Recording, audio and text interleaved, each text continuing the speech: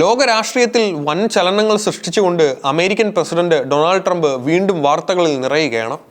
ഇത്തവണ വെറുമൊരു പ്രസ്താവനയല്ല, മറിച്ച് ദശാബ്ദങ്ങളായുള്ള അന്താരാഷ്ട്ര സഖ്യങ്ങളുടെ അടിത്തറ ഇളക്കുന്ന തരത്തിലുള്ളൊരു കടുത്ത മുന്നറിയിപ്പാണ് വാഷിംഗ്ടണിൽ നിന്ന് വരുന്നത്. അമേരിക്കയുടെ ഏറ്റവും വിശ്വസ്തരായ നാറ്റോ സഖ്യകക്ഷികൾക്കെതിരെയാണ് ട്രംപ് ഇപ്പോൾ യുദ്ധപ്രഖ്യാപനം നടത്തിയിരിക്കുന്നത്.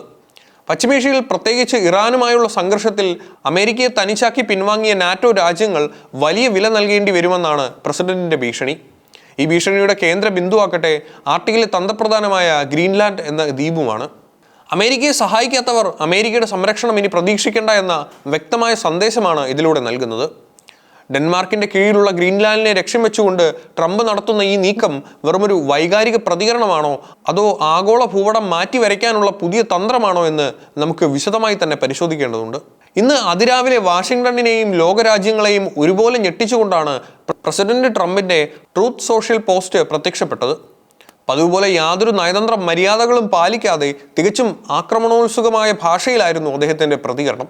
നാറ്റോ സഖ്യത്തെ ഒരു പഴഞ്ചൻ സംവിധാനമെന്ന് വിശേഷിപ്പിച്ച ട്രംപ് അമേരിക്കയുടെ പണം കൊണ്ട് മാത്രം നിലനിൽക്കുന്ന ഒരു ചരക്ക് കപ്പലായി അതിനെ ചിത്രീകരിച്ചു. അദ്ദേഹത്തിന്റെ വാക്കുകൾ ഇങ്ങനെയായിരുന്നു: അമേരിക്ക കോടിക്കണക്കിന് ഡോളറുകൾ ഒഴുക്കി യൂറോപ്പിന്റെ അതിർത്തികൾ സംരക്ഷിക്കുന്നു. എന്നാൽ അമേരിക്കയുടെ കപ്പലുകൾക്ക് നേരെ ഇറാൻ ഭീഷണി ഉയർത്തുമ്പോൾ ഈ സഖ്യകക്ഷികളെല്ലാം എവിടെയായിരുന്നു? നാറ്റോ ഒരു വൺ വേ സ്ട്രീറ്റ് അഥവാ ഒരു വശത്തേക്ക് മാത്രം ലാഭമുള്ള ഇടപാടായി മാറിയെന്ന് അദ്ദേഹം ആവർത്തിച്ചു. സഖ്യകക്ഷികൾ തങ്ങളുടെ സൈനിക വിഹിതം കൃത്യമായി നൽകുന്നില്ലെന്ന് മാത്രമല്ല, ആവശ്യമുള്ള ഘട്ടത്തിൽ അമേരിക്കയെ തനിച്ചാക്കി ഒളിച്ചോടുകയാണെന്നും അദ്ദേഹം കുറ്റപ്പെടുത്തി.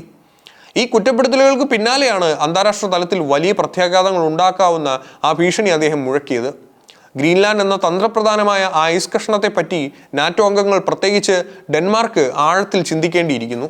സഹായിക്കാൻ മനസ്സില്ലാത്തവർക്ക് തങ്ങളുടെ ഭൂപ്രദേശങ്ങൾ കൈവശം വയ്ക്കാൻ അർഹതയില്ലെന്ന തരത്തിലുള്ള ഒരു പരസ്യമായ വെല്ലുവിളിയാണ് ട്രംപ് ഇതിലൂടെ നടത്തിയത്. എന്തുകൊണ്ടാണ് ട്രംപ് വീണ്ടും വീണ്ടും ഗ്രീൻലാൻഡിന് പിന്നാലെ പോകുന്നത്? ഇത് വെറുമൊരു റിയൽ എസ്റ്റേറ്റ് മോഹമോ അല്ലെങ്കിൽ വെറും തമാശയോ ആയി തള്ളിക്കളയാൻ കഴിയില്ല.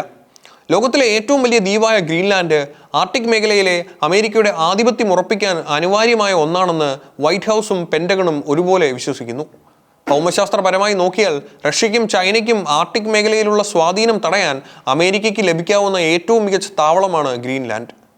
ഡെൻമാർക്കിന്റെ കീഴിലുള്ള ഈ സ്വയംഭരണ പ്രദേശം വെറുമൊരു മഞ്ഞുപാളിയല്ല, മറിച്ച് അപൂർവമായ ധാതു സമ്പത്ത് കൊണ്ടും വലിയ തോതിലുള്ള എണ്ണ നിക്ഷേപം കൊണ്ടും അതീവ സമ്പന്നമായ ഒരു ഖനിയാണ്. കഴിഞ്ഞ ജനുവരിയിൽ ദാവോസിൽ നടന്ന ലോക സാമ്പത്തിക ഫോറത്തിൽ വെച്ച് ട്രംപ് ഈ വിഷയം ഉന്നയിച്ചിരുന്നു. അന്ന് യൂറോപ്യൻ നേതാക്കൾ ഇതിനെ പരിഹസിച്ച് തള്ളിയെങ്കിലും ഇന്ന് സംഗതി ഗൗരവകരമാണ്. അമേരിക്കയുടെ ദേശീയ സുരക്ഷയ്ക്ക് ഗ്രീൻലാൻഡ് വിട്ടുകിട്ടണമെന്നും ഡെൻമാർക്ക് അതിന് തടസ്സം നിൽക്കുന്നത് ശരിയല്ലെന്നുമാണ് ട്രംപിന്റെ പക്ഷം. ഗ്രീൻലാൻഡ് വിൽക്കാനുള്ളതല്ല എന്ന ഡെൻമാർക്കിന്റെ നിലപാട് അമേരിക്കയോടുള്ള വെല്ലുവിളിയായാണ് ട്രംപ് കണക്കാക്കുന്നത്.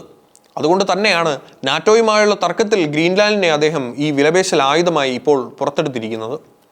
അമേരിക്ക നൽകുന്ന സുരക്ഷ വേണമെങ്കിൽ അമേരിക്കയ്ക്ക് ആവശ്യമുള്ള ഭൂപ്രദേശങ്ങൾ വിട്ടു നൽകാൻ സഖ്യകക്ഷികൾ തയ്യാറാകണമെന്ന വിചിത്രമായ വാദമാണ് ഇവിടെ ഉയരുന്നത്.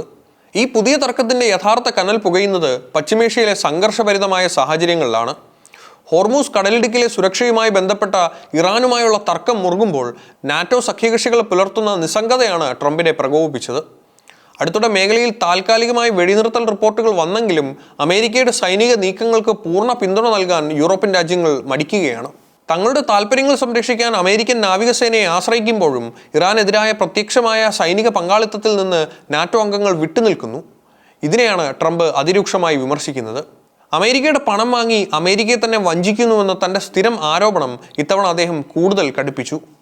നാറ്റോയിലെ പ്രധാന ശക്തിയായ ഡെൻമാർക്കിനെ സമ്മർദ്ദത്തിലാക്കുന്നതിലൂടെ യൂറോപ്പിലെ മറ്റ് രാജ്യങ്ങളിലേക്കും ട്രംപ് കൃത്യമായൊരു മുന്നറിയിപ്പ് നൽകുന്നുണ്ട്. ഒന്നുകിൽ അമേരിക്കയുടെ ആഗോള സൈനിക ലക്ഷ്യങ്ങളിൽ തോളോട് തോൾ ചേർന്ന് നിൽക്കുക, അല്ലെങ്കിൽ പകരമായി തന്ത്രപ്രധാനമായ ഭൂപ്രദേശങ്ങൾ വിട്ടു നൽകാൻ തയ്യാറാവുക. ഇതാണ് വാഷിംഗ്ടൺ ഇപ്പോൾ മുന്നോട്ട് വയ്ക്കുന്ന വിചിത്രമായൊരു ഉപാധി. നാറ്റോ അംഗങ്ങളുടെ മുൻപിൽ ട്രംപ് വച്ചിരിക്കുന്നത് വലിയൊരു ധർമ്മസങ്കടമാണ്.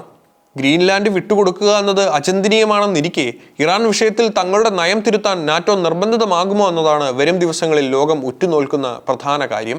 പ്രസിഡന്റ് ട്രംപിന്റെ ഈ അപ്രതീക്ഷിത നീക്കം ആഗോള നയതന്ത്ര തലത്തിൽ വലിയ പ്രതിഷേധങ്ങൾക്കാണ് വഴി തുറന്നിരിക്കുന്നത്. വാഷിംഗ്ടണിലെ ഡാനിക് അംബാസഡർ ഈ പ്രസ്താവനയെ അത്യന്തം നിർഭാഗ്യകരവും അസംബന്ധവുമാണ് എന്ന് വിശേഷിപ്പിച്ചു. ഗ്രീൻലാൻഡിനെ കേവലം ഒരു വസ്തുവായി കാണുന്ന ട്രംപിന്റെ മനോഭാവം അംഗീകരിക്കാനാവില്ലെന്ന് ഡെൻമാർക്ക് വിദേശകാര്യ മന്ത്രാലയം ഔദ്യോഗികമായി അറിയിച്ചു. യൂറോപ്യൻ യൂണിയൻ നേതൃത്വവും ഈ വിഷയത്തിൽ ശക്തമായി പ്രതികരിച്ചിട്ടുണ്ട്. സഖ്യകക്ഷികളെ ഭീഷണിപ്പെടുത്തുന്ന രീതി നാറ്റോയിലെ ഐക്യത്തെ തകർക്കുമെന്നും അത് ശത്രുരാജ്യങ്ങൾക്ക് വലിയ അവസരങ്ങൾ തുറന്നു നൽകുമെന്നും അദ്ദേഹം മുന്നറിയിപ്പ് നൽകുന്നു. അമേരിക്കയ്ക്കുള്ളിലും ഈ പ്രസ്താവന വലിയ രാഷ്ട്രീയ ചർച്ചകൾക്ക് തുടക്കമിട്ട് കഴിഞ്ഞു. പ്രതിപക്ഷം ഇതിനെ ഒരു നയതന്ത്ര ദുരന്തം എന്ന് വിളിക്കുമ്പോൾ ട്രംപ് അനുകൂലികൾ ഇതിനെ അദ്ദേഹത്തിന്റെ ധീരമായ വിദേശ നയമായാണ് കാണുന്നത്. അമേരിക്കൻ നികുതി പണം ഉപയോഗിച്ച് മറ്റു രാജ്യങ്ങളെ സംരക്ഷിക്കേണ്ട ബാധ്യത പ്രസിഡന്റിനില്ലെന്നും പകരം രാജ്യം എന്തെങ്കിലും തിരിച്ചു ചോദിക്കുന്നതിൽ തെറ്റില്ലെന്നുമാണ് വൈറ്റ് ഹൗസ് വൃത്തങ്ങൾ വ്യക്തമാക്കുന്നത്. ഗ്രീൻലാൻഡിലെ ചൊല്ലിയുള്ള ഈ പുതിയ തർക്കം കേവലം ഒരു വാക്പോരിൽ അവസാനിക്കുമോ, അതോ നാറ്റോ സഖ്യത്തിന്റെ തകർച്ചയ്ക്ക് ഇത് കാരണമാകുമോ എന്നതാണ് ഇപ്പോൾ ഉയരുന്ന പ്രധാന ചോദ്യം. ആർട്ടിക് മേഖലയിലെ അമേരിക്കയുടെ താൽപ്പര്യങ്ങളും ഇറാൻ വിഷയത്തിലെ നിലപാടുകളും കൂട്ടിമുട്ടുമ്പോൾ ലോക രാഷ്ട്രീയം വീണ്ടും ഒരു അനിശ്ചിതത്വത്തിലേക്ക് നീങ്ങുകയാണ്.